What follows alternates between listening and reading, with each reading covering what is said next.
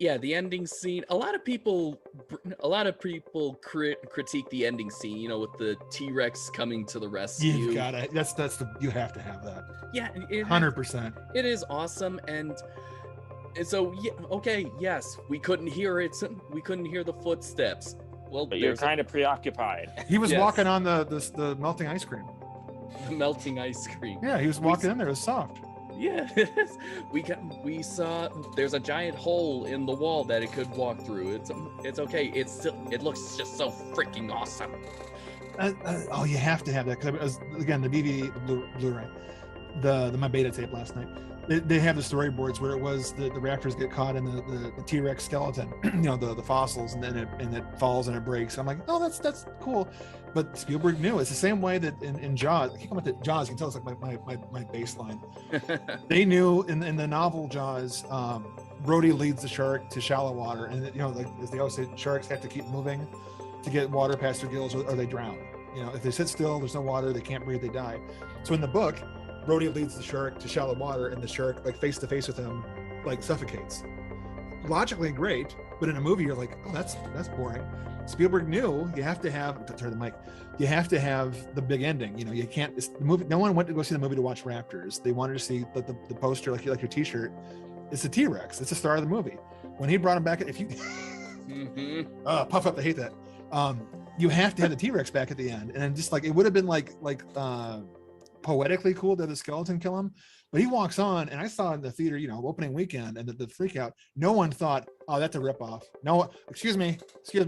You would have heard him walking. No one thought that for a second. They're all going, yeah, play it again. And they said, and they watched again. And then he roars, and it's the only dinosaur roar better than Godzilla's roar is the T-Rex right there. And I know there's no science. There's no wet meat that survived the last 65 million years, but that is what a T-Rex sounds like. Yeah. And no scientist, I'm sorry, Ian, you're a scientist, but I don't care. You can't prove it wrong. That is the actual sound. They found a recording. There's an 8-track somewhere. There's a wax cylinder. That is what a T-Rex sounds like.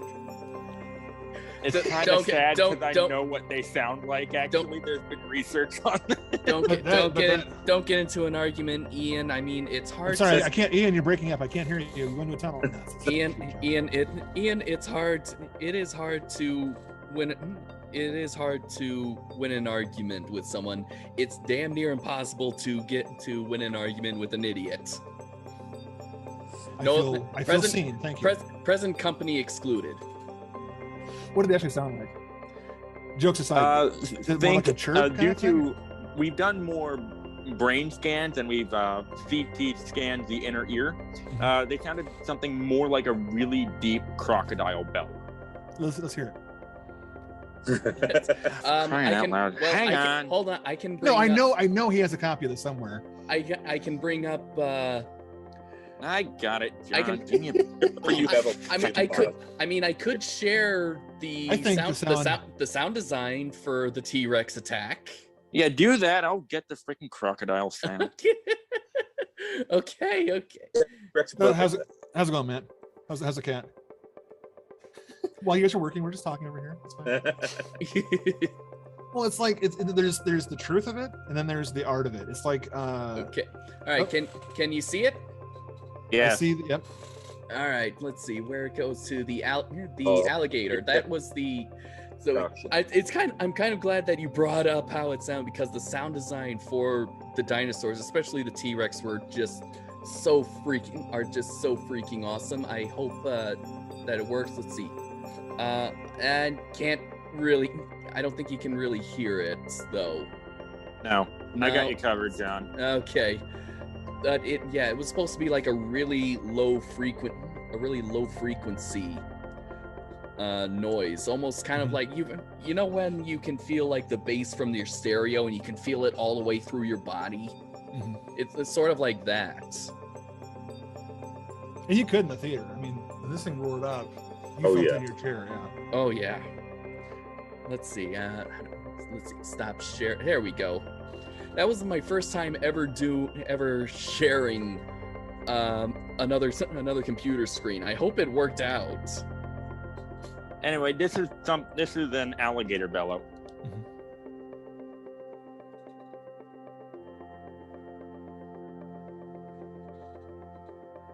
Did that work? I heard. I didn't hear anything. Yeah. For crying out loud. Maybe you should put it up to the microphone, like right by your earbuds. That's not how that works, John. Oh. Where is the mic? And maybe. There, we heard it. Yeah, so right by your mic. So yeah, There right by you go. your like a painful gurgle kind of a sound, right? Pretty much, yeah. Yeah. And So why that's is it? exactly what a T-Rex would sound like. And why is that? Go ahead. That would not have struck fear into my heart to have a giant T-Rex burping at me. Okay, so now Ian, as a scientist, we're gonna attack you now. Should they go back with the special edition and fix Jurassic Park with the correct sound and give them all feathers? No. See, you gave up too fast. I was ready for a fight. No, and they have the perfect explanation why not to. Because it was a clone. They're not real dinosaurs. They're real to me. Genetically, they're real foam rubber. No, but it's true. It makes a better movie than. But in the Jaws, in the Jaws, he in the book, he goes in shallow water. The shark gets stuck, and then the shark drowns in water. Spielberg knew that's stupid, or not stupid. Spielberg knew. I'm talking too fast, caffeine. Spielberg knew that's a true ending, but we need to be more exciting for a movie. So they have they shoot the scuba gear in his mouth, and everyone knows that's not going to work that way. But it doesn't matter. It blows up, and everyone's happy. We cheer. It doesn't matter logic. It's like the exhaust port below the main port in Star Wars. Who cares if it doesn't? It makes sense then. Yeah. The T-Rex pops in. I don't care if he tiptoed. Okay. And I don't care if the roar. Maybe he was doing an impression of Godzilla because they saw Godzilla playing in the gift shop. Doesn't matter. It's the best ending they possibly could do. I'll stop. Okay, so yeah, the sound design for the dinosaurs are actually really great since they actually came from real animals, and the fun. So for the T-Rex, for the T-Rex walking, it was just the sound of redwood trees just crashing down, and that just makes so much sense. For it breathing, it was a blowhole for a whale. And what makes really great sound design is when you cover the three ranges of tones, the low, mid, and high tones. So for the low is an alligator bellow, which we heard. For the mid tone, it's a lion's growl, and you definitely can hear that. Now for the high tone, which was like the main meat of the T-Rex roar, the one that we remember so fondly, actually came from a baby elephant. And according to the sound designer, the mixer Gary Rydstrom, who I guess we're going to say pretty much made the sounds of our childhood, Ian. Mm-hmm. And Jason and Matt. It turns out that particular sound they only captured it once, and they couldn't get the baby to make that sound again. They tried several times that it wouldn't make that sound, but even the handlers said that we have never heard it make that sound before. So, well, animals do make some pretty weird sounds on occasion. Matt and I can attest to this. Have you heard an alligator bark before? I've heard them make a weird farting noise out of their mouth. And they actually do that one fairly regularly when I go in. So you're at like a alligator frat rat party kind of thing, or? Sort of, yeah. Okay, yeah. That explains a lot about your story. That's fun because in Jaws, after they, spoiler alert, the shark is blown up. As you sink into the bottom, there's a dinosaur growl.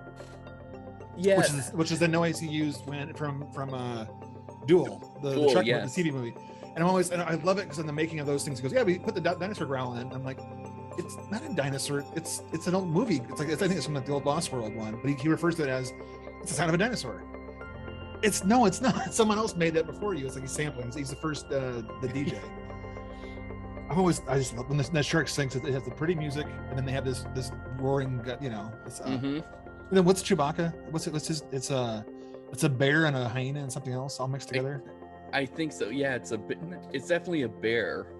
I mean, I thought it was the guy for the years, because everyone does a Chewbacca impression. Yeah. And I'm like, oh wait, you paid a bear? Not paid a bear, Jesus God. It's you paid him in fish. You paid him.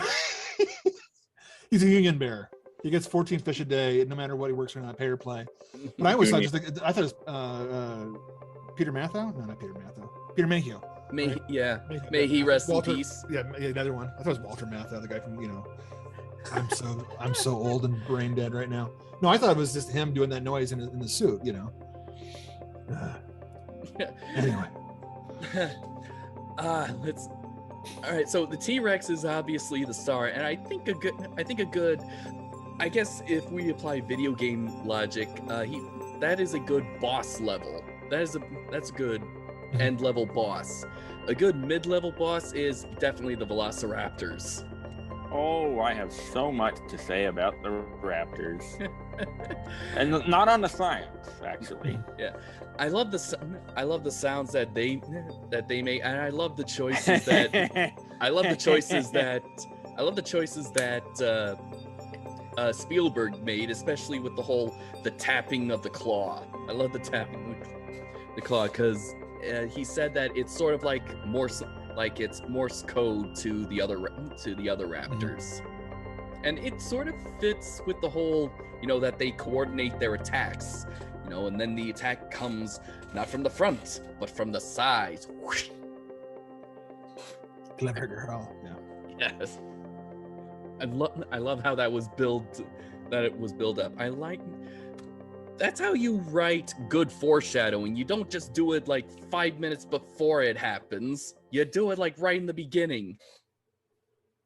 And so if it had been the kid there instead of, you know, Muldoon, he would have survived. The little jerk off kid.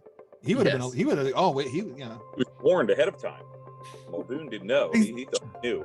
If he had been on that dig, I still think they missed out by not having that kid be Chris Pratt in the new ones. I know, yeah. I was so sure it would have been him. It just would have been the greatest. He had to ruin it by saying that people like me don't grow up to be as cool as Chris Pratt. It would have been. Should have been. Mm-hmm. That's what you get David Koepp for, the guy, the screenwriter. Yeah. Koepp is he's gold. And we've seen him quite a few times on this show. Yeah, didn't he help write for Spider-Man? Yeah, Spider-Man. Yeah, he wrote Spider-Man 2002, a bunch of other stuff. Some of the stuff that John War of the Worlds to watch. Which ones? Oh, The Mummy 2017. Oh God, with Tom Cruise. I watched it enough. Also doesn't exist. That also does not exist. There is no Mummy 2017 in Ba Sing Se. No, it goes from he just did Mission Impossible movies. It's just Mission Impossible. It's all Tom Cruise does. There's no Scientology. There's no. I tried to watch like 5 minutes of that movie here at work on TV. I'm like, oh, this is stupid. I don't like to be like rude, but this is dumb. You know. I knew it was gonna be dumb because it's Tom Cruise. But see, the Jack Reachers are fun. And he's good. I mean, Mission Impossible, the first couple, I've only seen like the first 2 or 3. He's done good. I mean, Top Gun for back in the day was fine, you know? Yeah. But Vampire, but yeah, as long as he doesn't jump on a couch on Oprah, I'm fine with him. Boy, that Mummy was bad. Oh, yes, it was. Although But yes, mind if I go on the Raptors for a bit? Okay. The Raptors in this movie, well, preface, most of the animals in Jurassic Park are beautiful and amazing and behave like general animals, correct? Mm-hmm. The raptors are totally different. They are they are sinister. Mm-hmm. Simply due to how freaking smart they are. They are the very embodiment of Ian Malcolm's chaos. Okay. That's a good one. They have the people at Jurassic Park have no freaking clue what they're doing, especially when it comes to the raptors. Muldoon seems to be the only one that is wise to their methods. Well, most of them. Elliot, or yeah, Sam Neill Elliot. Jeez. When they say they have a raptor, he looks at the camera and goes, "You have raptors? Like, are you stupid? Why would you? Because didn't you watch the first part of the movie? Me talking to the kid, rah rah rah. Like, yeah. Why would you? My wife and I were discussing that last night. Like, why would they have that? You know, the Machina have to have it. They don't know. They don't have a lot of choices. You know how many mosquitoes they find. If they found a mosquito that had raptor, you'd breed raptors. And they had no idea. Yeah. They didn't even know what they were cloning. There's no way to know that until. Yeah, and they brought that up in the book. I honestly wish they kept that in the movie, but regardless. Yeah. I mean, they do make passing mention of it, like the whole plants that are toxic. And because they're pretty. Yeah. And even the whole West Indian lilac berries comes up. I mean, I'm actually surprised. I'm actually surprised that the book actually kind of goes more into detail. I don't remember what the detail was, but yeah, it was definitely mentioned. But yeah, no, it really shows, and in fact, a lot of the setup of the actual park shows that they don't know what they're doing. Yeah. I mean, simply from a classic zoo or wildlife park standpoint of it. I know that the raptor pen is just a holding pen. That's not their actual enclosure. That sort of makes sense. I mean, if they would need like wide open areas, to do some running. That kind of thing. Even so, that holding enclosure is too small. Way too freaking small for animals like that. And there were how many raptors? 4? There's 8. 3, and there's 8 because the one killed, right? Yeah, Yep. killed the other 5. Yeah. What they say? Muldoon said they bred 8 originally, and when we brought her in, she killed all but 3 2. or 2. She killed all but 2 of the others. So yeah, animal enclosures? Nope. You're feeding a whole live cow to human-sized animals, which again, not exactly something you want to do. Cows can be dangerous. Matt, you can attest to this with the bison. Oh yes, I don't get off the bus when the bison are there. I don't care. Somebody could drop $100 bill off the bus. It's going to stay there. So. Yeah. So, and you got human-sized predators attacking it. It's obviously going to fight back. And how much do you think it costs to clone one raptor? $2,000 a day, $10,000 a day. Spared no expense. And people will pay it. Spared no expense. Oh, don't you $100 freaking bill, get but- me started on that. Hammond spared a ton of expense. He may have seemed like a sweet little old man with a dinosaur park, but he made a lot of questionable choices. We'll kind of get to that, especially when it comes to Nedry, which I'm also kind of realizing. Let's see, what's our timer? Oh, only at 1 hour 25. I think we're making good time, actually. Yeah. All right, so back to the. Is there a price tag on the whole island? I know I saw an article somewhere that had the price of how much Jurassic Park would cost. It might have been the new movies of like the billions of dollars it would take to run that place. Like I said, lot. Just feeding those guys, feeding a whole cow for 3. Oh yeah. And if for every tour you give a goat to the T-Rex. Yes, just remember to keep your palms flat. Sorry, that was a Futurama reference. I know. I actually had to teach people how to feed the ostriches today because they were trying to do it wrong. Keep your palms flat. So, all right. So I liked how you brought up that the Velociraptors essentially represent Ian Malcolm's chaos theory, and that is also kind of keeping into really what the novel Jurassic Park was about. What the whole theme of Michael Crichton's book was about. It's all about how technology cannot really predict and control nature. And that's kind of also why there's that hurricane. It's supposed to Spielberg wrote that in, or it was written that way, because to show that ultimately nature wins.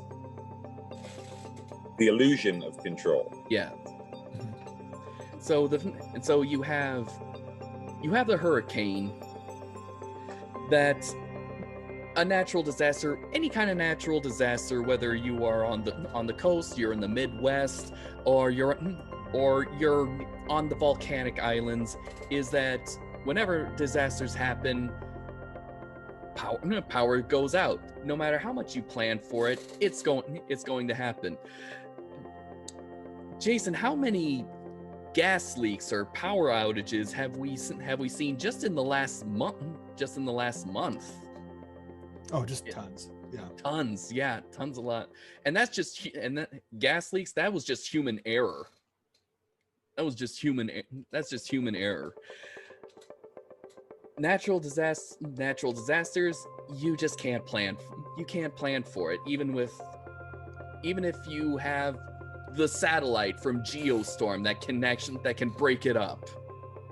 I haven't seen that movie yet, but I've seen the trailer. It actually looks fairly interesting.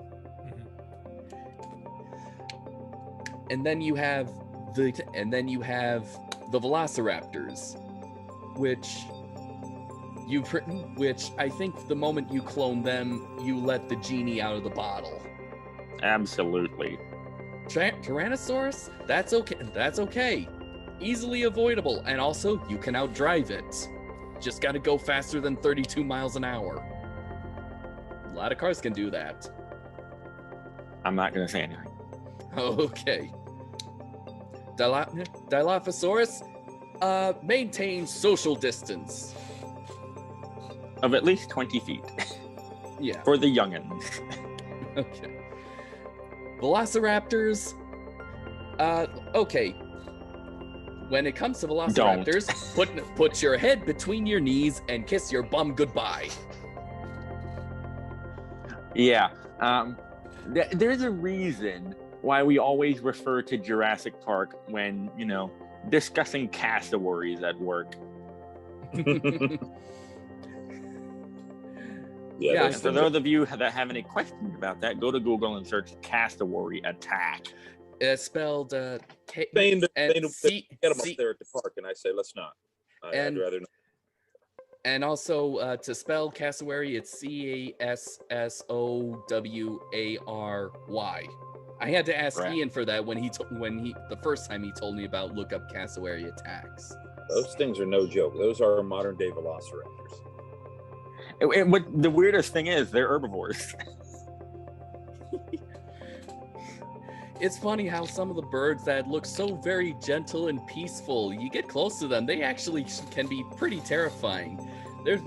I remember working for one of my summer jobs, working for the city. We'd have to clean up this one park, and the geese were there. Oh God! The Canadian geese were there. All you have to say is geese.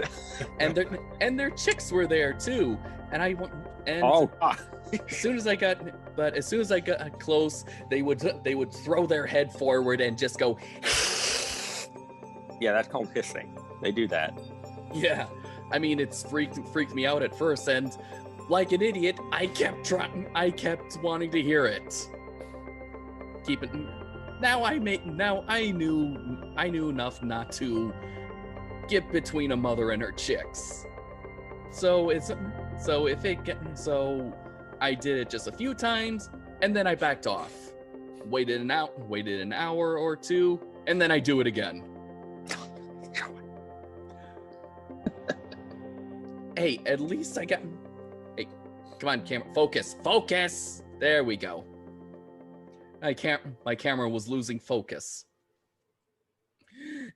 Just like we're losing focus right now. Yeah. It's funny. It's funny. Jurassic Park we're talking about memories of Jurassic Park, and we're talking about sort of real life experiences with their descendants. Which involves you being an idiot and harassing geese. I didn't harass them. I didn't run up to them going, ah! I just wanted to see how close I could get before that I got the warning hiss. And that's all I got. And that's all I got. First time.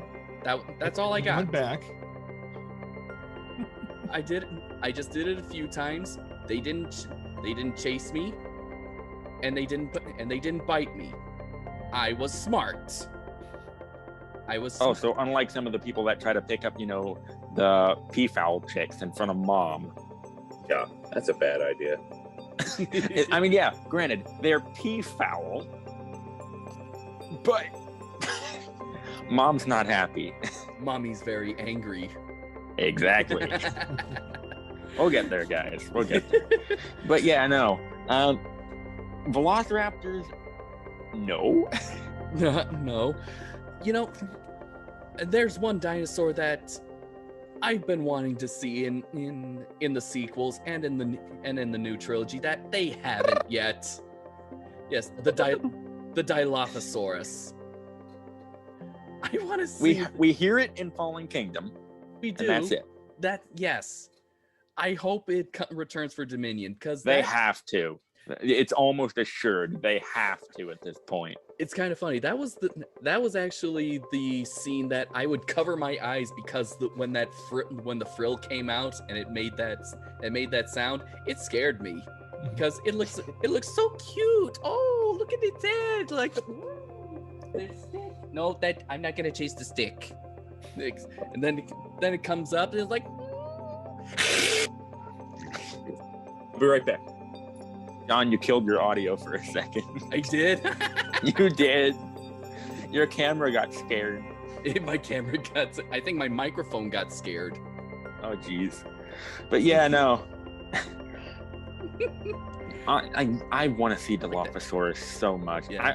I want to see like a group of small ones, like what we see from the first movie, and then a fully grown adult. That was a baby.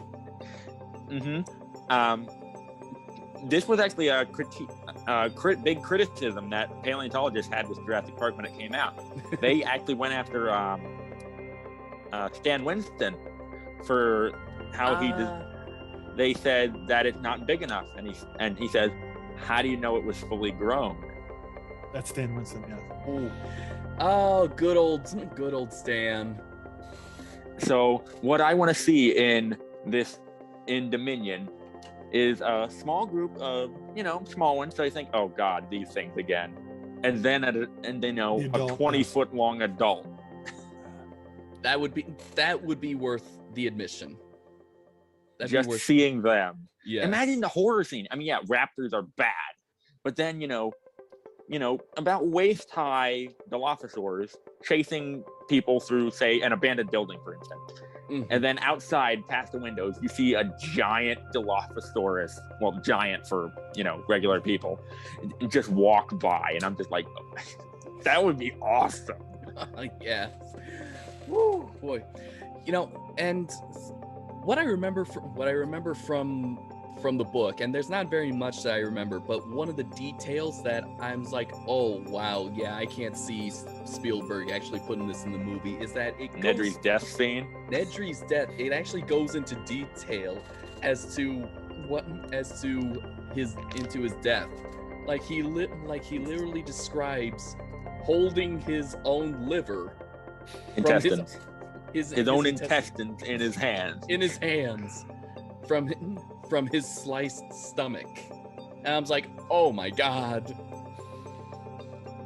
And then all of a sudden he feels the teeth from the Dilophosaurus clamping around his skull. Because keep in mind, in the book, Crichton had, a 10-foot tall, 20-foot long adult in the book. Oh. Clamping around his skull and picking him up. Is there a body count in the book? Besides that, is there like a lot of scenes like that, or is it just all on him? Let's see. Wu dies. Muldoon lives. Oh, nope. Ed Regis dies. Who? Pretty sure some random park workers dies. Mm-hmm. But like, do they in detail? Is it just him? All the deaths are graphic. Okay. Hammond dies, and it sort of describes him like going into like asleep. Yes, because he's attacked by the compies. Remember they were prominent in movie 2. Yeah, they Yep. the little green ones. Okay. Matt and I want a life-size toy of one of those. Yes, that would be awesome. Matt, you could put it in your Jeep. I could and would absolutely. I'm pretty You could sure- have a cage in the back seat with the Conti in it. Why Well, get here, why yes, get it? there. Okay, so I'm part of the Jurassic Park Motor Board, which is an unofficial group on Facebook of people that have Jurassic Park replica vehicles, either a Wrangler or an Explorer. And there is a guy in it that has a life-size model, statue, whatever you will, of a Velociraptor sticking out of the back of his Jeep, which is pretty cool. Now, I don't know. I've also seen like a trailer. Someone built a trailer that they would hook up to their Jeep, and it was the Raptor containment cage that they would haul around. The person that did that's also part of the group, and I'm trying to track down who that is because I'm going to build one. Because of course I'm going to build one. Yeah. So yeah, that's one of my next projects. Is I'm going to do that. I'm going to get one of the, I've got one of those Harbor Freight trailers outside. I'm going to get a smaller one that I'll put together, and I'm going to, build the sides, make the Raptor containment unit, and haul that sucker around too. So. Can we put an alligator in it? Yeah, well, you can put an alligator in it, and I'll watch it. Test the strength of the cage. Yeah. I am actually trying to see. You don't have to wait for a toy for them to make a toy to put it in your Jeep, Matt. I mean, I'm actually searching through Etsy right now as we speak to see if there's like a 3D file that you could probably print off. 3D print and then paint it, and then you can glue it to the dashboard of the Jeep. Don't give them any more ideas, John. So far I'm not finding any luck, and right now we got a show to do, so That's later. Shopping, we're fine. Yeah. All right. Etsy's dangerous, man. You'll start. There's stuff on there. You'll just it's $5, and then shipping $5. What's this? $5. This is $5. Yeah. I haven't bought. I want an InGen mug. I haven't bought too many things from there yet, but I got a lot of stuff saved on my wish list. Yeah. So, all right. I think now let's move on to Ian. Ian, I think now it's time to talk about Hammond's favorite phrase. Spared no expense. Spared lots of expense. And I never really noticed that. I never noticed this until I finally. This was actually, I rewatched Jurassic Park yesterday, and so I finally decided to give my full attention to the Nedry scene with Dodson. You remember Dodson? Who's Dodson? We got Dodson here. He's coming back for Dominion. He is? Not the actor, the character. Okay. I don't really care. Spoiler alert. Even though it hasn't come out yet. No, that's the in joke. Remember? I got Dodson. See, nobody cares. Oh. All right, so a rival company. It's not really mentioned in the movie. I'm pretty sure it's mentioned in the book. Biosyn. Thank you. They pay off Nedry to steal embryos from Jurassic Park, and I think it's because they picked Nedry because he's a disgruntled employee. He's pretty much the only one he's the only coder on the island right there, and apparently he's not paid enough. That's kind of why he's going with this essentially industrial sabotage. And that's kind of what it started. So it makes me, and the last line in that scene is Nedry saying that, "Don't get cheap on me, Dodson." That was Hammond's mistake. But no, in that scene, I know it's just last night, because you can't blame Hammond entirely because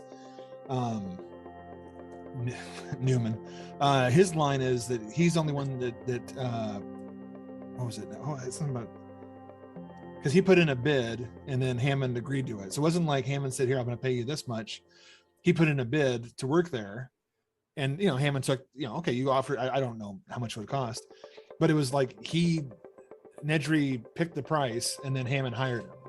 So the price that Nedry said was too low, but he's also probably pretty crappy at it. So he underbid all the competitors to get the job and then screwed them all.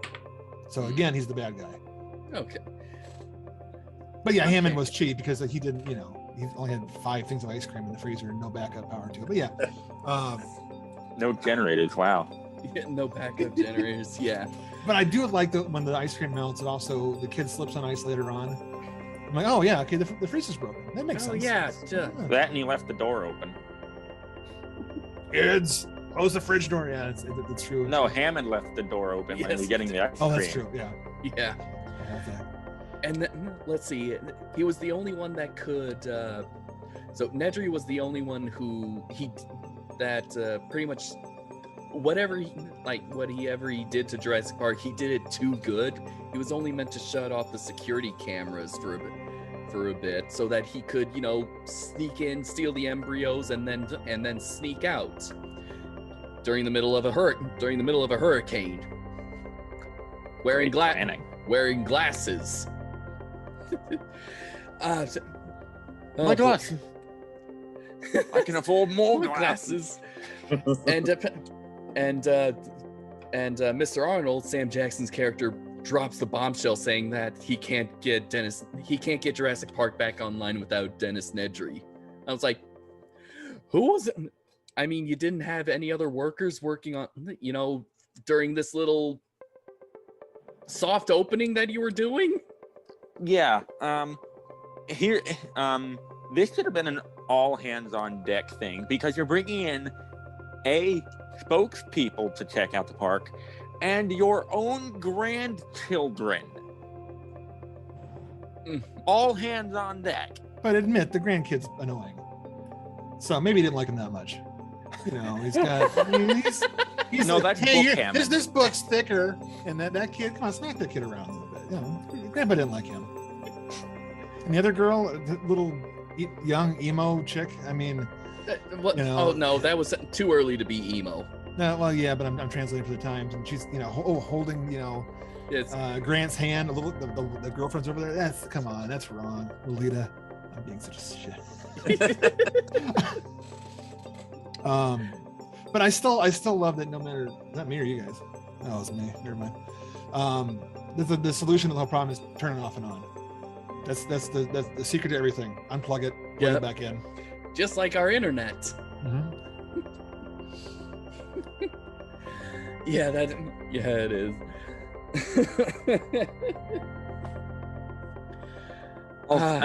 Let's just bring up Hammond's manipulation of people, because he brings in these people to mainly Gennaro, Sattler, Grant, and Malcolm to this kind of like a board meeting place with statistics of how much money the park is going to make, and future attractions, which includes an aviary, by the way. Yes, the one that was included in the book but could only make it into the 3rd movie. Yeah. And instead of taking them, and he took them there instead of taking them to the cafeteria where all that food is. This is a deliberate attempt to try to persuade them, because paleontology, based on work with some of my associates that I do some education with, paleontology is not a profitable endeavor. Natural history museums are some of the lowest donated to institutions ever. They're not that great as far as getting funds in. So they always have to cater to the bigwigs. Okay. And so it makes sense that Hammond said he would fund their dig for 3 years. Yeah. Just to get them to go, and then he takes them into this boardroom meeting with all these statistics to try to persuade them over even more. So he's, to quote the 2nd movie, he's still using his checkbook to get what he wants. Okay. Very interesting. I never made that connection. I thought that, when I watched it yesterday, I kind of thought that's a weird dining area. That's probably for like actual investors. I still remember. I still like that scene, mostly because of the lights, the light rays, and the fact that how it ends is that Hammond goes, "You're meant to come down and defend me against these characters, and the only one I got on my side is the blood-sucking lawyer." Thank you. Thanks. Yeah, thanks. Yeah. Like, don't thank that. Oh, but then again, you're a blood-sucking lawyer. Maybe that is a compliment. Was Hammond financing the dig before the movie started, wasn't he? Yeah, in the book he was. Yeah, but when they walk in the trailer and they're all like, "Who's this jerk?" Yeah, then that beautiful like one shot all the way through. Oh yeah, that's toast. Anyway, I thought he said something about, but says further financing your further. Yeah. So I know at the end he dangles it the 3 more years. Yes. But because he says something then to Laura Dern's we gotta be nice to you because you're the one paying for all this. Yes. That means they're kind of his employees, right? Yeah. Kind of. Not really. He's you said big sponsors? donor. Sponsor, yeah. So but if someone, you gotta feel like if they don't want to bite someone's pizza, essentially. But I mean, as far as like they're gonna be the ones that give him the thumbs up and the seal of approval, wouldn't people go, yeah, but wouldn't it be obvious that he's paying them to finance it? So wouldn't there if anyone nothing? Yeah, it seems like it would be a conflict of interest. Yeah. I think we're overthinking it though, because it's again, we need to get him on the island. They're also counting on the fact that the general public might not necessarily know all the ins and outs of who exactly is financing what dig where. All they're going to hear about is, these 2 big time, archaeologists and this paleobotanist signed off on this park. Must be safe. It is the 90s. I mean, the internet wasn't as hardwired as it is now.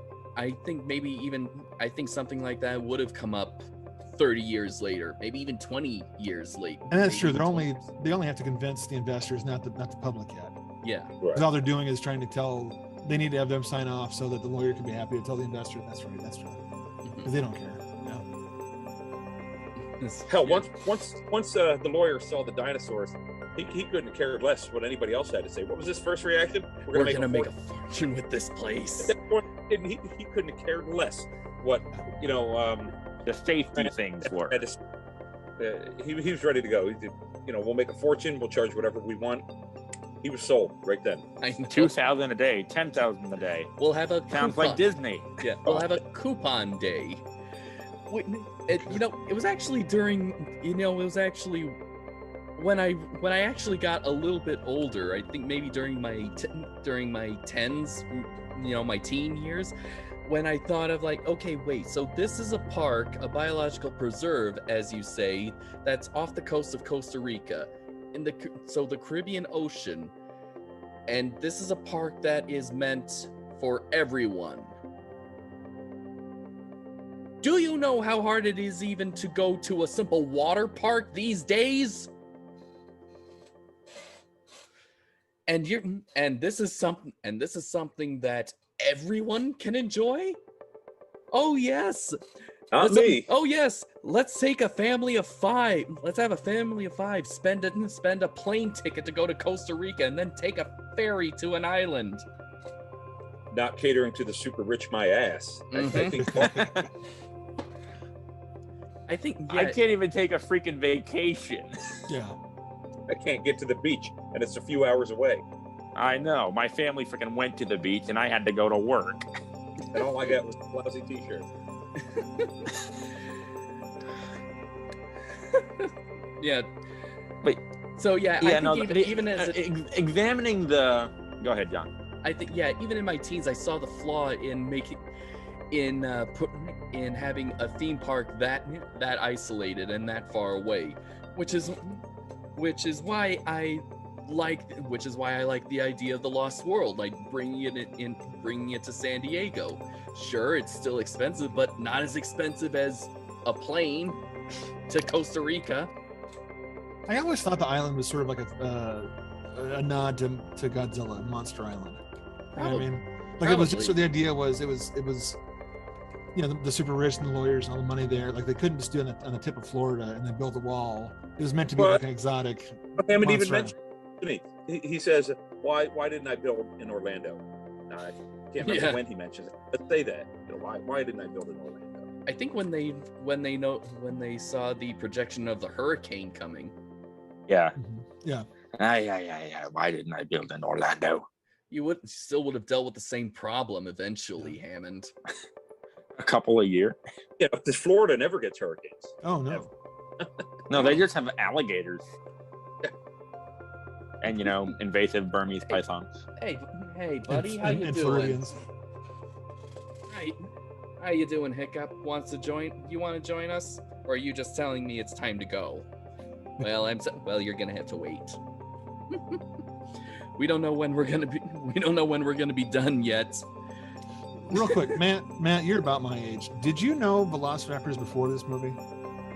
No, I didn't. Okay, see, now you guys, Ian and John, you've always known Velociraptors, right? Yeah. Pretty much. Yeah. Yeah. So I've always, see, when this first came out, I thought they were fake. I thought they were made up dinosaurs for the movie because I had a bunch of books and I'd been to museums. So I just didn't watch, oh, this is a made up one, and then realized later on, no, this is obviously, you know, real. But I thought they were made it like they're so smart. They traveled in packs. It seemed like a movie device. So again, give the movie credit for giving people knowledge. You know, the whole species existed. The funny thing is that the Velociraptor in the movie are not real per se. I mean, actual Velociraptor. Whoa, the movie lied to me. What?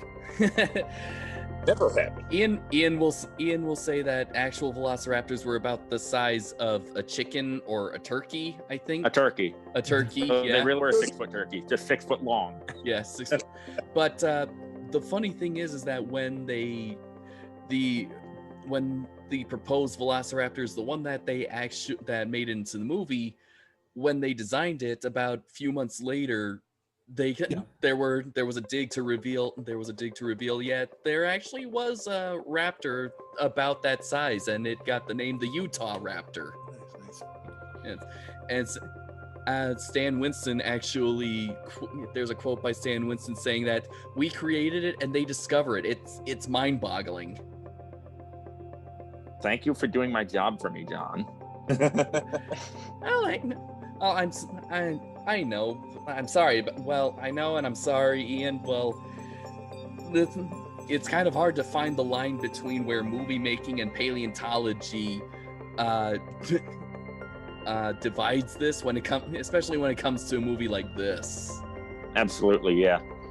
When they designed the actual raptors for the movie, since the Utah Raptor hasn't been described yet, it was discovered, it just wasn't described.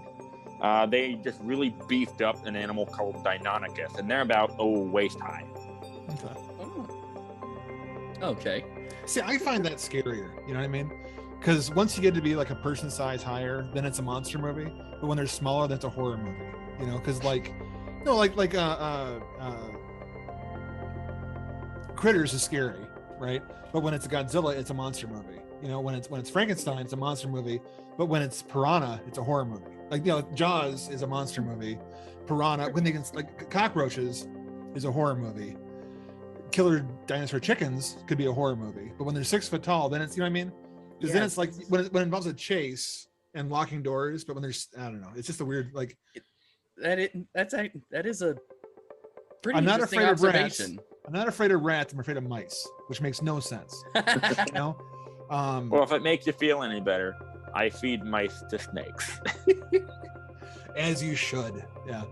No, because like a rat is like it's a small cat or it's a, you know, whatever it is, and then they don't do a whole lot. But mice can get in my drawer right now. Oh. It's a weird kind of thing, you know.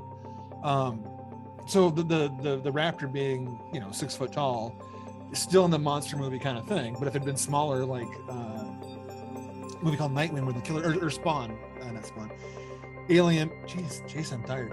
Piranha 2, The Spawning. Oh, jeez. Has the flying piranha fish, and it's horrifying. But they're about like this big, but they kind of fly around like a horror movie. If they any bigger than that, it'd be a pteranodon or something. Not pteranodon, you know. Well, look at the way the companies behave in Lost World. You know, they're like the scavengers, and they're the little tiny things, and they're actively hunting prey throughout that entire movie. You know, they kill that one guy, and that is pretty horrifying when they kill him, and you see that misty red blood, you know, flowing down the river, you know, right after he's, you know, just been destroyed by those guys. One of the scariest things in all these movies is the opening of Lost World. It's the little guys and then the little girl. Gosh, and that was taken directly out of the first book. And the little girl, yes. Yeah. That's a horrifying scene. It's the one little thing, and then the whole mass of them. That's a horror movie. After that, you know, it's not. But I mean, that's terrifying. Very, yeah. They should have showed it. I'm kidding. Spielberg wouldn't have done that. No. Hey, the Kittner boy from Jaws. That kid's eating the hell out of that kid. Yeah, and he always said he went too far with that. But the little Kittner boy. Well, Spielberg was kind of young. I mean, he was young. He even said he got greedy with the screams, and that's why he added the dead body in the shipwreck when they find There's one more scare we can do here. Let's go shoot it in the pool. Yeah. Mm-hmm. He said he got greedy when it came to scares like that.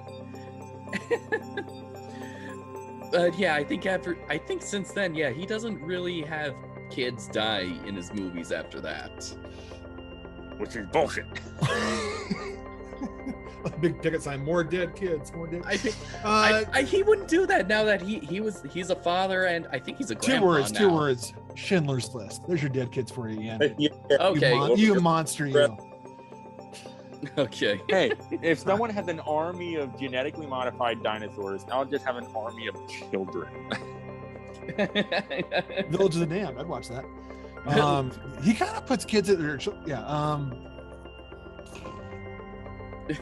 of Doom. They don't die in that though, dude. There's no dead kids. They're slave labor. No, they're being smacked around, but they don't show anyone dying, right? Okay. No. I don't think so. No, not many. Doesn't the kid in the beginning come out of the forest to the village and just on near death? They don't actually kill him off though, do they? I haven't watched Temple of Doom in years. Oh yeah, I know it, and I haven't either, but I remember what you're talking about. He comes out all like blank, like zombie face, not zombie, but you know, like just near death kind of thing. Yeah. I don't think he doesn't necessarily die that I know of, or if he does, they don't show it. Yeah. So, I want to see. All right, everyone. I think this is now actually the time where we kind of get to just the last bits of the movie. Let's end on dead kids. Yeah, okay. Yeah, we're not gonna end on dead kids. What's everyone's favorite scene from Jurassic Park? And if it's the one with the first Brachiosaurus scene, pick another one. Why? Because that's yours? No, because that's the iconic one. I'm sure it's everyone's favorite. All right, well, mine has to go to Raptors in the Kitchen. Oh, that is a good one. Closed off environment. I mean, people-sized creatures that you can't sit still from. That whole thing is very tense. And I love the ways that the kids try to escape the raptor. I think my favorite is that it actually runs towards a reflection of Lex and slams into the wall. All right, for me, it's definitely the T-Rex attack scene. Oh. Yes. Oh. I was gonna say that, but Raptors in the Kitchen is great. But T-Rex is like very close second. Oh yeah, I definitely love due to the spectacle. The spectacle of that, and I love how they made it act so very animal-like. It knocks the car off on its back so that its bottom is exposed. It starts attacking the exposed belly. It chews the tires up, and he thinks it's a leg. He thinks it's a leg, but he bites the hard surface, and it's like, oh, geez. Okay, higher. Then it goes back in. Yes. Yeah, I do like that. So they portray it as very animal-like. He's not mean. He's not there to hurt anybody. He's there because it's food. Yeah. Yeah. She's there because. Sorry, you're right. Yeah, right. Yeah. she's there because she's only there because she thinks it's food, and it kind of is. It fits what Ellie said, that these are creatures that don't know what century that they're living in. Yeah. Yeah, and of course there's the eye shot. That's impressive. That's one of those great practical effects that just, Where's the goat? The whole build up to that, to the end. I mean, I love it so much. Matt, do you have one? I really love the they're flocking this way scene with the Calamine. Yeah. Because I remember seeing the previews on TV for the movie, and they would show that scene where Dr. Grant is running with Lex and Tim, and all these Gallimimus are just running right past him. I was like, oh my God, that is just incredible to see just the size of these things, and they're just running around, and they're not knocking into any of them somehow. Well, there's like 300 of them all around them, and they didn't get hit. But that scene, I just love that scene so much. It's just how beautiful. often do you visualize that scene when out in the fields? Pretty much every day. I was just recurring. It's just plays in your head. Because out in the field we have ostriches and rheas, and they run emus and rheas. Run just like them with that kind of thing. They look just like little miniature Gallimimus, and they'll run alongside the buses as we're driving. So it's very much like it. Matt and I wanted to take the Jeep out, get the rheas all riled up, and drive the Jeep along the field with the flock. Get the flashlight out and point in your face. Yeah. If you get a second car, I mean, you could actually get a nice little cinematic shot of them running beside the vehicle. Yes. That'd be cool. We'll go out on one of the gators, Ian. Oh yeah. Get farm crew in, they'll love it. They'll do it. No. That was not a toy. All right, Jason, what's your favorite scene? It's probably the it would have been when they first see the Brachiosaurus. It would have been like that whole scene. Younger, it would have been the T-Rex attack, because it was just so. This is what this movie's going to be. But I think now it's the payoff. It's the T-Rex hero shot. You know what I mean? Right at the end where he pops out. It's something about that, like. I mean, I can feel it in my back right now with that roar. That's not accurate. I understand. I've learned that. But it's just such a, and then the tarp coming down when dinosaurs roam the earth. That shot is just one of my favorite. Matt has that sign. I do have banner. Oh yeah, that shot is so very iconic. They actually put it with the Jurassic Park trilogy 4K Blu-ray box set. I remember that. Mm-hmm. I love how they revisit that banner in Jurassic World too. Yeah, I remember that. Pick it up and they make a torch out of it. I just think that's really cool. Kind of a nod to it. Yeah, but and of course with all those favorite scenes, I think we all can agree that the Brachiosaurus scene, the first Brachiosaurus scene, that's pretty much a lot of everyone's, including us. There's our favorite scenes, because it's like who mentioned it earlier? Ian, you did. I think that we're pretty much experiencing this at the same time as Grant and as Alan and Ellie are, and yeah, it's just amazing. Why we've waited this long to review this movie, I have no freaking clue. I don't know, but better late than never. I mean, I don't know if we would have had this many people. I don't know if Matt would have willingly joined us if we decided this was going to be the first movie we review. This is like your guys' movie. Matt. I didn't have a job at Lake Tobias when it was on our first recording. Really? Wow. Yeah, I just got out of high school, and then I had to go down to Arizona for a couple months.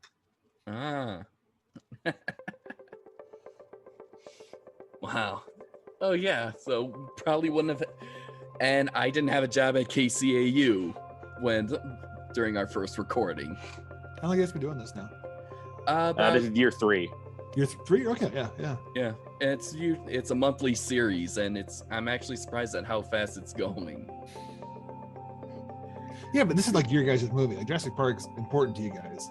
You wouldn't want to do. You wouldn't want to do this number one. You don't want to. You want to know.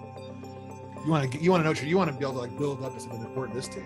Yeah, and I know, and that's why I made that cinematic intro. Yeah, and we would.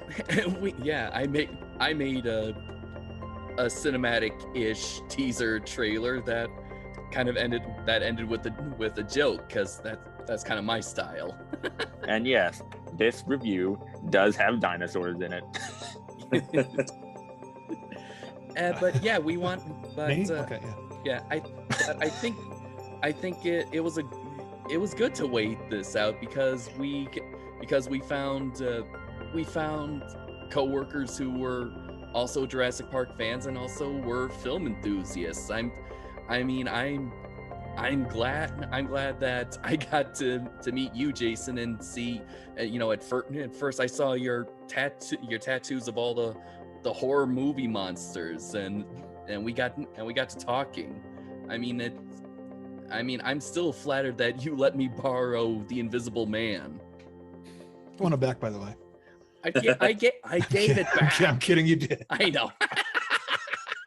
We got a free copy out of this. Yeah. But so, yeah. Yeah, almost 30 years now. What's this? 28 years since the. It's still watching it last night. It sounds hokey, but it does still work. It's like I love Jaws. Jaws can come up all the time. But it's a rubber shark. It's not. It's still scary, but it's kind of quaint now. The build up to the end is still perfect, right? But the effects last night, we're going, this is better than anything I've seen. It's got depth. It's got texture to it. I believe the dinosaurs are real. I don't believe that Thanos is real. As impressive as the Marvel movies are, and I enjoy those. But the dinosaurs they're real dinosaurs. It's amazing. Jaws, if you look at Jaws, while it's fun, it does look dated. Mm-hmm.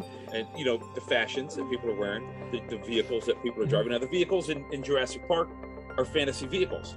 Okay, they designed them to look like they're vehicles from a theme park, from a wildlife zoo. They're designed to look that way. They're not supposed to look like something you would see driving down the street every day, with the exception of me driving, my Jeep, of course. That's the idea. It didn't look like anything that you saw outside when you left the theater, whereas you might see the same kind of cars that you saw in Jaws, right outside the theater. A Buick, driving down the road. But so you say that, Matt, but then you parked your Jeep outside the theater. This is true. I did do that. If you have it, you got it, flaunt it, right? Come on. Yeah. Yeah, he freaking used his Jeep to get free tickets. Yes. No, that's called being a genius. Okay. Yeah, I would do the same thing if I had a DeLorean. Absolutely. Well, wouldn't we all? In front of Jurassic Park, that makes no sense. But no, but Jaws, all those movies, they come out like in the 70s, and they look silly in the 80s and 90s, and then you forget about the style being silly, because like Manhunter, the first Hannibal Lecter movie, before Hopkins, it looked like Miami Vice. For a couple of years, I was like, oh, this is dated. They're all wearing like pastels and crap. Then you hit like in the 90s and after 2000, then it was cool again, because then it was a time capsule, and the effects don't matter because it's not an effects movie. But Jurassic Park, the helicopter was supposed to look so futuristic and high tech when they go to the island. That's a 30-year-old helicopter now. We have better helicopters than that, right? But the dinosaurs, they still look like living, breathing back. When you go over the hill on the giant, it's a big pile of shit. The Triceratops just laying there. You feel dumb when we're watching the making of last night, and we're going, and my wife's like, I feel stupid because we just assume it's a real dinosaur. I know it's not real, but we assume that it was built upright and it could walk and it was animatronic. And then, no, idiot, it's sculpted on its side, but we just assume that it can walk and talk and breathe and act like the T-Rex. But it's an effect. It's full of bladders. It's got a guy running the eyeball, all those kind of things. But it still works. Nothing else does that. Anything else? It's one of those films that's just perfect. It is, for what minus there's one dialogue line that bugs me, and it doesn't ruin, but the lawyer has a line where he has it backwards, right? And because it doesn't, he says if they're not impressed or they don't believe it, I don't believe it. It's supposed to be if he doesn't believe it, they don't believe it, kind of thing. But I'm like, kill the lawyer. Right. But and I'm like going, and I just, it's one of those things where you just know there's an alternate take, but that was the best one they put in. But everything else, Hammond at the end being sad, the kids being goofball, and I was making a joke a minute ago. My favorite scene is not the electrocution part. Take that out. That's the one bit where the charge is coming through. And I'm like, just have him jump off at the last second. And I'm like, no, I know how it goes. And his hair goes up. He would be incinerated. He would. That's the one bit. Do a special edition where he just jumps off and he catches them. Oh, thanks, Uncle, Grant. I know he's not the uncle. I'm trying to be okay, yeah.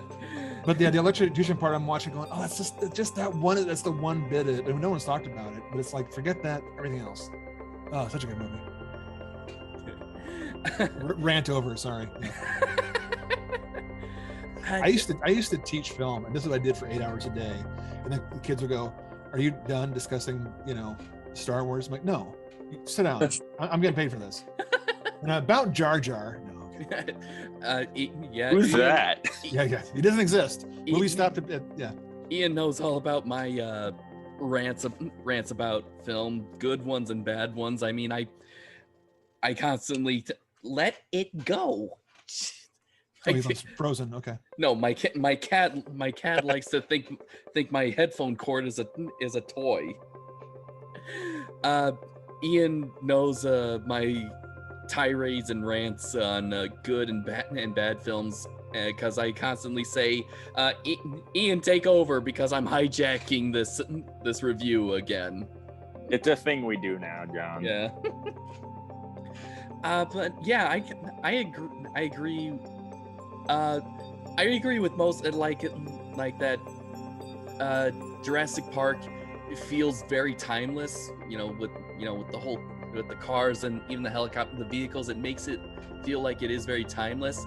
I guess even with the Jurassic World, the theme park, it does feel a little. It does even that kind of feels a little dated. With the whole holographic, and even the tram feels very Disney World-ish. How did the effects hold up a couple years later? Pretty well. I don't know. Even when it was out in theaters, I think with the Brachiosaurus, it wasn't too well. It had the obvious digital touch to it. Mm-hmm. Well, what are you gonna do? I know. Different time, different things. Mm-hmm. All in all, but overall, not bad. Yeah. Look at what was it, Fallen Kingdom, and you compare that Brachio scene to the original Jurassic Park. The scale is completely different because the original one was done on film, and the new one was recorded digitally. So it's just when you did it on film, they had the film cameras there, and the scope, the scene was this big, whereas the scene in Jurassic World, Fallen Kingdom, when they arrived, is about this big.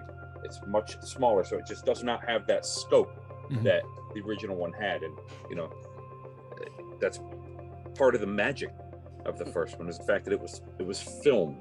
It wasn't a digital movie. Mm-hmm. Yeah, I kind of agree. I agree with that, actually. There you go. There we go. So clever girl. Okay. Yeah. All right. So anyway, I think that now that moves us to our rating. Ian, do you want to start us off? How many out of 10 do you give Jurassic Park? 10 T-Rex roars out of 10. 10 T-Rex roars out of 10. All right. All right. Why 10? Because that's a rating system we use. For one. Okay, smart hey, ass. You ask a question, you get an answer. You can't complain. Okay, why do you give it 10 out of 10? Because it's awesome. It's one of those movies that everyone needs to see.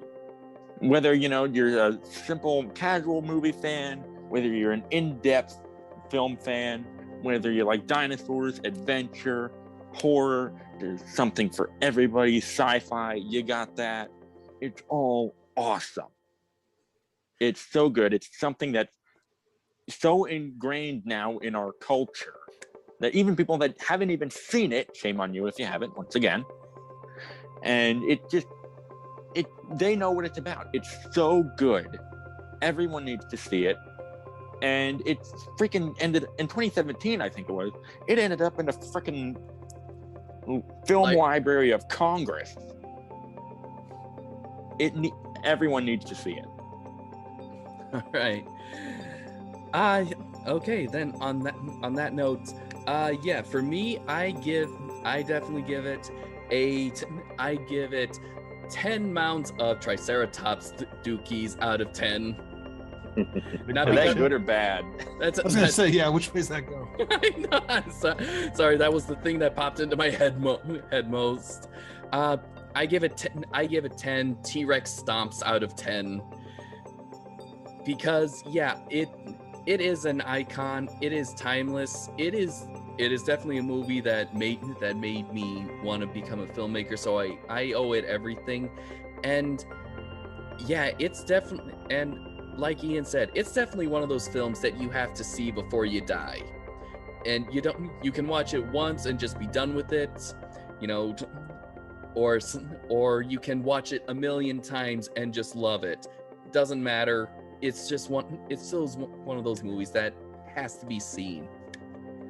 And from its music to its effects to its actors to even just the sounds, it was definitely a game changer to the world of cinema, and we pretty much owe everything to it. So there we go. That's my rating. That's my reason. Here, I'll go because Matt's thinking. He's trying to. I don't want. If you judge a movie by succeeding what it's trying to do, you know, like it's trying to be this. Its intent is this. It's absolutely a perfect movie. It's trying to be a family film, and it shows family, not just doesn't just show them. It inhabits it. It's an adventure because you go across an island. It's awe with the dinosaurs. It's trying to make dinosaurs come back to life. It's that. So in that case, it's 10 for 10. It's 10 pints of melting ice cream. That's what I'll say. It's on my scale.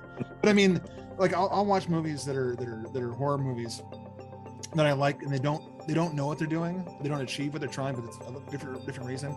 Jurassic Park is 100% what they set out to make is what they did. Jaws is not, because Jaws, they didn't make the movie they wanted to make.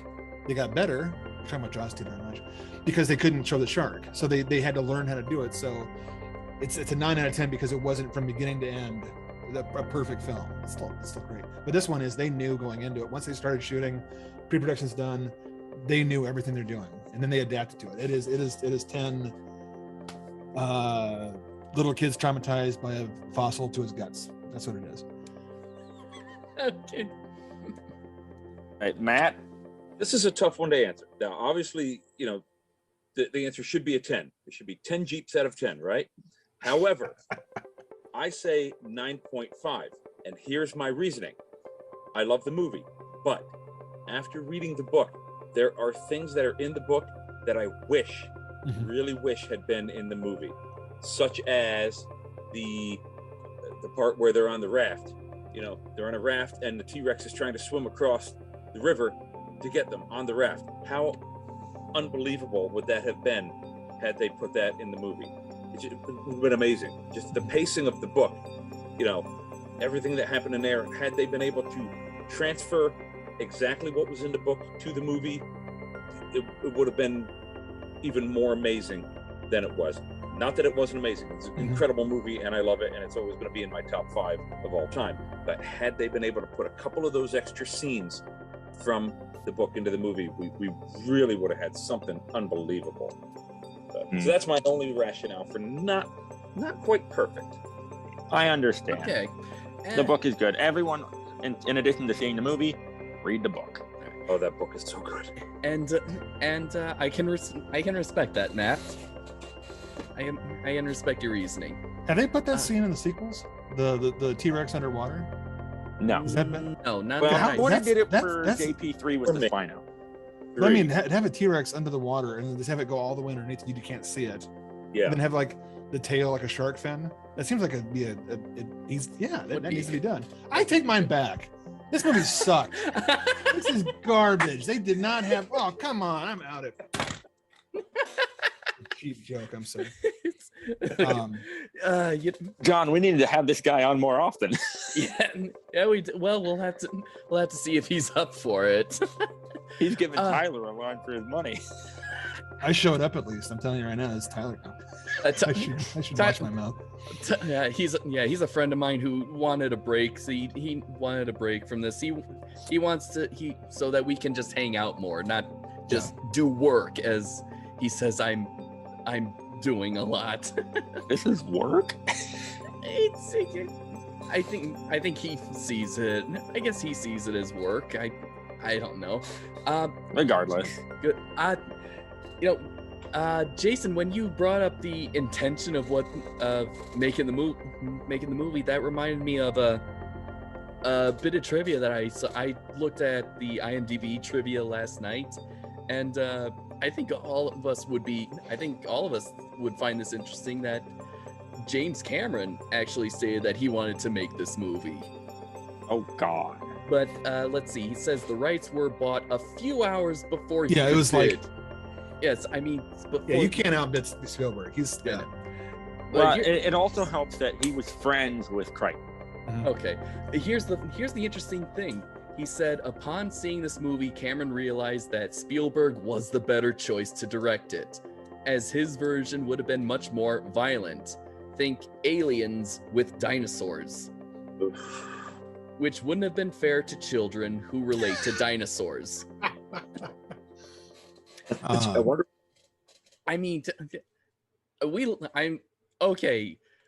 I love James Cameron. I love his earlier work, especially with the first two Terminators, with Aliens, and even Titanic. And I think I haven't seen The Abyss yet, but I think I saw the tail end of it on TV. I love The Abyss. If you're going for underwater, forget Titanic. The Abyss is where it's at. Okay, but I think my respect for him just kind of.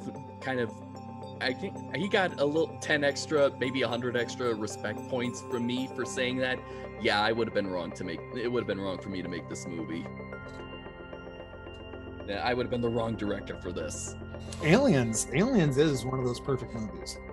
Yeah, where every dime was on screen. Where if you tilt that camera, you pan over like 1 degree, you see a guy holding the wall in place. But it's Aliens is like as good as it gets. Yeah. Mm-hmm. So we all seem to agree. We all agree that Jurassic Park is a really great film, and it definitely receives most of its high scores. Its high scores from us. So I think with that we will conclude this month's podcast at almost 2.5 hours. It's amazing. Could have watched the movie in that time, huh? Yeah, could have watched the movie in that time. John, this might be our longest one yet. We're not done yet. We're not done yet. We haven't discussed Sam Jackson's accent. Okay. What's up with that? That one scene, is hold on to your butts, hold on to your butts. There's one scene there where I'm kidding. He has a weird affectation in his voice. I never noticed until last night. Let's discuss that. Okay. Well, John, I don't know what on his desk, but okay. I did not. Okay. Yes, I did. I did. Honestly, comes out. No, it's some like odd, like he's trying to do, and not trying. He does. It's like he's trying to do his version of a computer geek. And it's this weird, not an accent. It's almost like he's trying to do something. And I'm like, and it's not anywhere else in the movie. And it's not before. It's almost like he did one take. And Spielberg goes, "Yeah, we'll keep that." I will find it for you, John. You don't believe me? No, this was actually my first movie I saw Samuel Jackson in. I'm sure it was too. I don't think I saw him before this. This technically was my first Samuel L. Jackson movie before I knew who Sam Jackson was, and I didn't even notice who he was in the Star Wars prequels. Of course, I was 9 when the first one came out. I remember thinking that Laura Dern, she can see? Because she was blind in The Mask. Not The Mask. Mask. That one. Yeah, the Sam Elliott share. Eric Stoltz. Eric Stoltz. Yeah, Rocky Dennis movie. And she's so good being blind. And I watched it going, oh, she can see? I didn't know that. I didn't know she was. We're going for 2.5 hours, man. I'm going to push this on. Okay, anyway, so let's see. No, we're not. I just got to drive home. Yeah. Matt and I got work in the morning. Yes, and I got one more day before I have to go back to work. Yeah, I know. So, I'm the asshole. We know. We know. Ian texted me a minute ago. He said that, so it's okay. Thank you, Ian. But it was the asshole, not just a asshole. You're the. That's a distinction right there, sir. The definite article, you might say. Oh, jeez. Oh boy. Also, T-Rexes before Jurassic Park had smooth. It's not true, right? But like had smooth heads. You know what I mean? Like every movie they didn't have any ridges, and after this one comes out, every time I see everyone has ridges. Has a ridges, and also before this movie, they used to go by the full name of Tyrannosaurus Rex. I didn't know that. I had never heard T-Rex before. I'm going, how lazy do you have to be to not say Tyrannosaurus Rex? And we didn't even say Tyrannosaurus Rex. Matt's going, you're old, aren't you, fucker? It was just Tyrannosaurus. I rarely heard Tyrannosaurus Rex, like the king part. It was Tyrannosaurus, Brontosaurus, Pterodactyl, maybe Pteranodon if you really fancy about not having teeth. But this one comes out and it's like now they got big old like Ben Grimm thing eyebrow ridges. And they're T-Rex because they're cool now. They're it's just, it changes the language too. How many movies change the language of things, right? Because T-Rex is now the recognized name for this dinosaur. Yeah. Sorry, ran over. We had 2.5 hours yet. I'm pushing it. I had no idea. I stopped the clock. We might. I think kidding. now we might be at. Fake news. I had some. Let's see. I had a thought, and now I can't quite remember I can't quite remember what it was. Oh wow. Oh right, the video game. Oh shit! I'm sorry. The video game sequel, which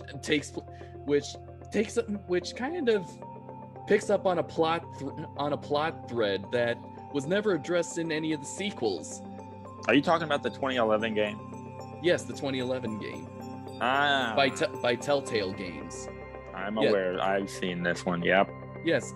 What happened to the shaving cream? Oh. That was actually a deliberate thread that Spielberg left in there so that he would be able to introduce new dinosaurs in the sequel. Unfortunately, Crichton's book took a completely different turn because he sort of blew up the island in the first book. With the Costa Rican Air Force, they napalmed the island. And that's funny because the end of the they focused on that can so much. They zoom in on it as it's being covered in the mud, and you're supposed to think this is going to lead to something, and it never really does. So I was sure that the raptor claw from the beginning, he kept pulling it out, was going to be like he was going to have to kill a raptor with the claw, and then he throws away halfway through. A nice misdirect there. Yeah. But then the shaving cream only lasted 30 some hours? Yeah. So they would have had to go back and get it quick, but yeah. But it was encased in mud, which is a natural coolant. Yeah, you could say that. So I always took it as being that it was just how pathetic this character's death was. No one's gonna see him die, and his whole thing was just in the mud. Like he was so cat scared me. It's a T-Rex.